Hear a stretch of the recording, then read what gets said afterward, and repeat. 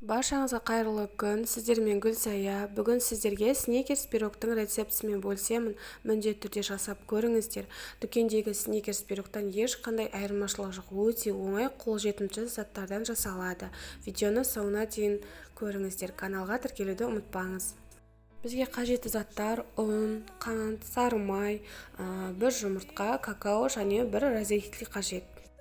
Ең алдымен ыдысымызға бір жұмыртқаны саламыз және қантты қосып, жақсылап венчикпен араластырамыз.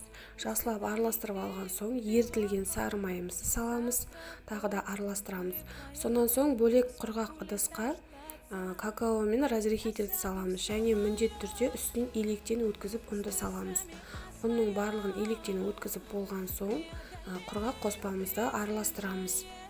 Жақсылап араластырып аламыз. Сонан соң сол құрғақ қоспамызды жақсылап аз-аздан салып отырып, венчикпен араластырамыз. Барлығын бірдей салып жөнмейміз, осылай аз-аздан саламыз. Кейіннен оны қолымызбен қысып, жақсы қамыр жасайтын боламыз.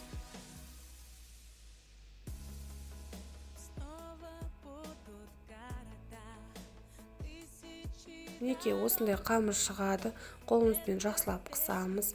Сонан соң өзіңіздің қалаған формаңызға пергамент қағазын саламыз және үстін осылай майлап шығатын боламыз. Жиегінде майлаймыз. Егер сіздің формаңыз үлкен болса, ингредиенттерді екіге көбейтесіз. Менде 24 сантиметрлік форма. Сонан соң осылай коржықтарды жайып шығамыз. Видеодағыдай жиегіне де жайып шығуды ұмытпаңыздар.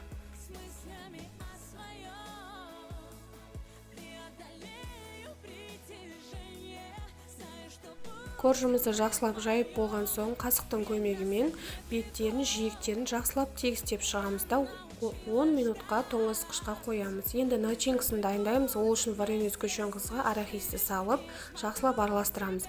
Вареный сгущенкаңыз качествосы жақсы болуы қажет. Енді тоңазытқыштан коржымызды алып, начинканы салатын боламыз. Жақсылап салып, бетін тегістейміз, біркелкі етіп, міндетті түрде. Сосын 180 градусқа 30 минутқа пісіретін боламыз.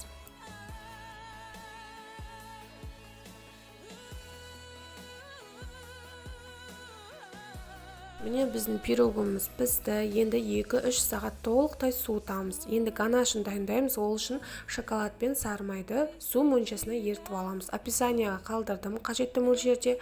Енді үстіне үгітілген арахисті салып, жақсылап араластырамыз. Араластырып алған соң, суыған пирогтың үстіне құятын боламыз. Және лопаткамен тегістеп жайып 10 минутқа тоңазытқышқа қоямыз. Шоколады, бетіндегі шоколады қатуы үшін. Міне достар, біздің пирогымыз дайын болды. Өте керемет, дәмді болып шығады. Міндетті түрде жасап көріңіздер. Видеоны соңына дейін қарағаныңыз үшін көп рахмет. Видео ұнаса пікір қалдырыңыз.